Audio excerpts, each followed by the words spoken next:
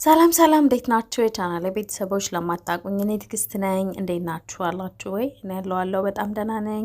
እንግዲህ ዛሬ ለሶስተኛ ሳምንታችን ነው የሽበት ማጥፊያ ብለን ውህዳችን ጀምረናል። ስለዚህ ለተከታታይ 3 ሳምንታት አብረን ሞክረዋለን ብያችሁ ነበረ። ስለዚህ ይሄ ሶስተኛ ሳምንቴ ነው እኔ ከጀመርኩኝ። በየሳምንቱ ከመታጠቤ በፊት ተቀብቼ ለ2 ሰዓትና ወይ ደግሞ 3 ሰዓት የሚሆን አቆይቼ እየታጠብኩት ነው። ማየው ለውጥ ካለ ለውጡን ለእናንተ አይቼ እኔ የመጀመሪያ ለውጡን አይቼ ከዛ ለእናንተ ነግራችኋለሁ። እናንተን ትጠቀሙታላችሁ ነበረ የመጀመሪያው ሀሳቤ። ስለዚህ በየሳምንቱ አንዳንድ ቪዲዮ እየለቀኩላችሁ ነው ያለሁት እንደምንም እያልኩኝ። ያው እኔ ማክሰኞ ቀን ነው ተቀብቼ የምታጠበው፣ ግን ቪዲዮ ስለቅ ወይ ሐሙስ ወይ ሮብ ነው የሚሆነው፣ ምክንያቱም ስለማይመቸኝ ማለት ነው። ወዲያው ኤዲት ምናምን ለማድረግ አይመቸኝም፣ ለዛ ነው እና የሚቆይባችሁ። እኔ ግን ሳምንቱን ቀኑን ጠብቄ ነው የምጠቀመው ማለት ነው። ያው ለእናንተ ቪዲዮ ስለቅ ነው ሰው እናንተ ሳምንቱን ጠብቃችሁ መጠቀም ትችላላችሁ።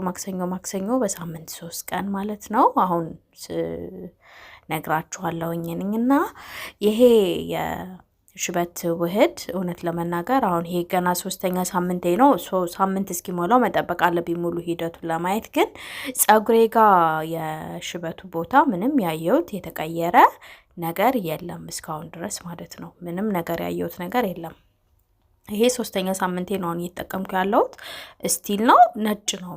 ምንም ነገር ይሄ ከስር የሚወጣው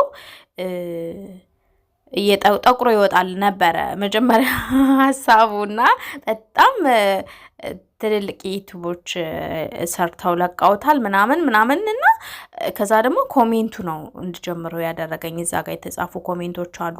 አረ አዎ በጣም ትልቅ ለውጥ አይቼበታለሁ፣ አረ በጣም ብዙ ሽበት ነበረብኝ አሁን ግን ጠፍቷል፣ ቀንሷል ምናምን የሚሉ ኮሜንት በስማም በጣም ብዙ ነበር ያየሁት እዛ ጋርና ዋይኖት እኔ ስለምንድን ነው የማልሞክረው። ከዛ ግን ያው ለእናንተ ያጠፋል ብዬ ከመልቀቄ በፊት ሞክሬ በደንብ ቼክ አድርጌ እርግጠኛ ሆኜ የእውነት እንደው ከሆነ ብዬ ነው ራሴ ላይ ከናንተ ጋር እያያችሁኝ ምን እንደሆነ ሳልነግራችሁ የተጠቀምኩ ያለሁት ማለት ነው። ስለዚህ እስካሁን ድረስ ጸጉሬ ላይ ያየሁት ምንም አይነት የተለወጠ ነገር የለም። እውነታው ይሄ ነው። ግን እስኪ ይሄኛው ሳምንት አየዋለሁ፣ ደግሜ አየዋለሁ። ምናልባት እስኪ ሌላ ተጨማሪ 1 ሳምንት የምጠቀምና አየዋለሁኝ። ግን ውህዱ ለጸጉሬ በጣም ተስማምቶታል። ለጸጉሬ እውነታው ለጸጉሬ በጣም ተስማምቶታል። የጸጉሬ ዛላ በጣም ወፍሯል። የጸጉራችሁን ዛላ ውፍር ነው የሚያደርግላችሁ፣ ያፋፋል ጸጉር። በቃ ያየሁት ያንን ነው። ከዛ ደግሞ ጸጉራችሁ በደንብ ልስልስ ያለ ነው የሚሆነው። ኢቭን ስትታጠቡት ምንም ነው ማያስቸግረው፣ ሙሉ ለሙሉ ልስልስ። በቃ ጸጉራችሁ ፍፍት ነው የሚለው፣ ቆንጆ ነው የሚሆነው። እንዴት ልበላችሁ፣ ያሳሳችኋል ሁላ በእጃችሁ ስትነኩት። ከታጠባችሁ በኋላ ስትሰሩ እኔ ሳበጥረው ስስት ነው ብለው ብታዩት እንዴት ደስ እንደሚል። ይሄንን ለውጥ ሰጥቶኛል ጸጉሬ ላይ እውነት ለመናገር። ከዛ ውጭ ግን የነጩን የጸጉር ቀለም ወደ ጥቁር ይቀይረዋል የተባለውን ግን እስካሁን ድረስ እኔ ቀን በቀን እየተነሳው እያየሁት ነው። ምክንያቱም ጸጉራችን በሳምንት የተወሰነች ኢንች ትንሽም ብትሆን የተወሰነ ኢንች ያድጋል ጸጉራችን ታውቃላችሁ፣ በሳምንት ሰው ማየት ነበረብኝ ለውጡን። ግን ምንም ያየሁት ነገር የለም እስካሁን ድረስ።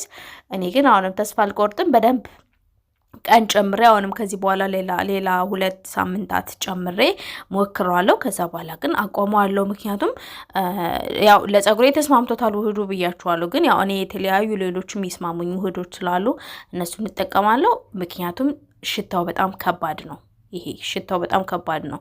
ግን ያው ሽታው ካጠፋልኝ ሽታው ይሁን ብዬ ነው እየተጠቀምኩ ያለሁት ማለት ነው። ሽታው በጣም ከባድ ነው ከምላችሁ በላይ እና ቢሆንም እንደዛ ከባድ ቢሆንም ካጠፋልኝ ይሁን ብዬ ነው የምጠቀመው የነበረውና ያንን የምር የምጠቀመው ነጩ እንዲጠፋልኝ ነው። እሱን ካላጠፋልኝ አቋርጠዋለሁ፣ አልጠቀምም ማለት ነው።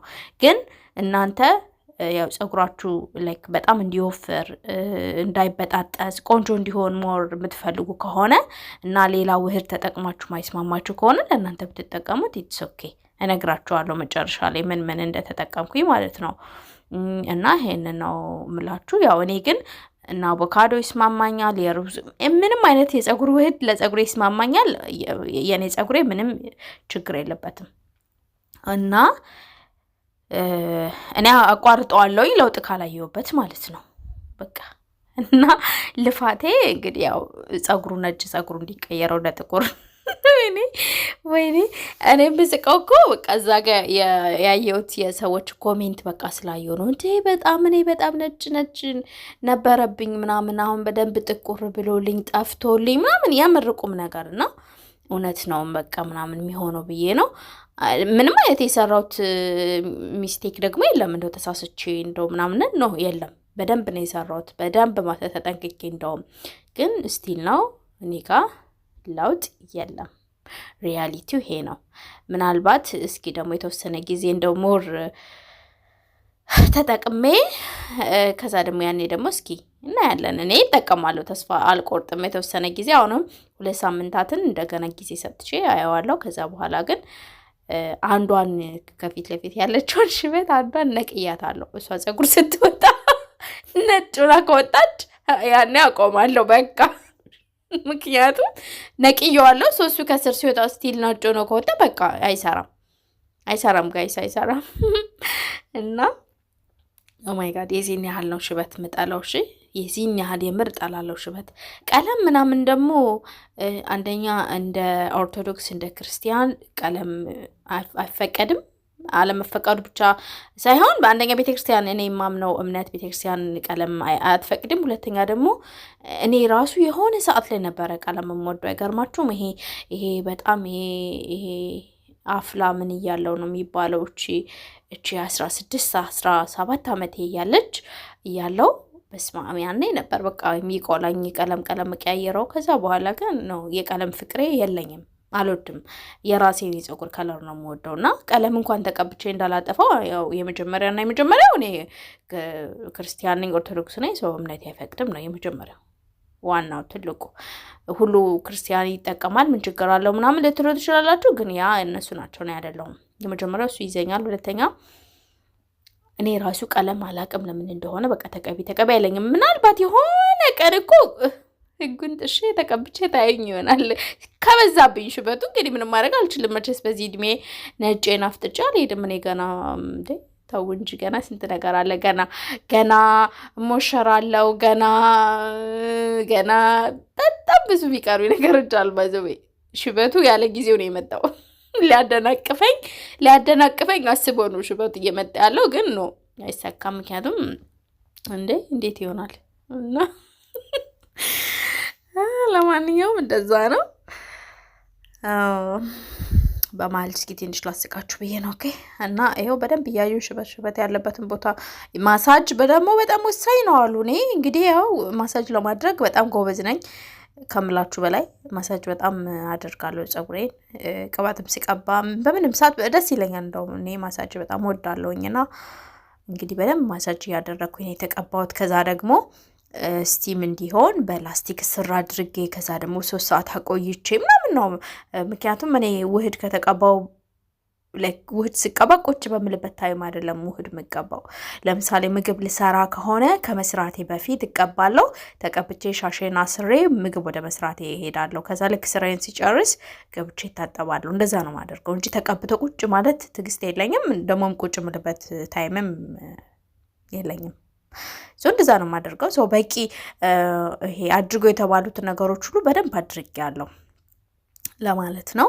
እና እንግዲህ ይሁን ምንም ማድረግ አይቻልም። በዚህ መልኩ ነው ጨርሻለሁኝ።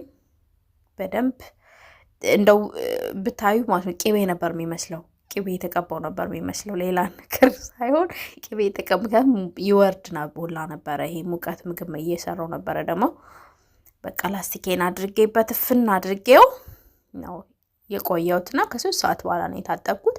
በስማም ጸጉሬ ግን ከዛ ከታጠብኩት በኋላ እንዴት እንደሚያምር አትጠይቁኝ። በሚገርም ነበረ በቃ።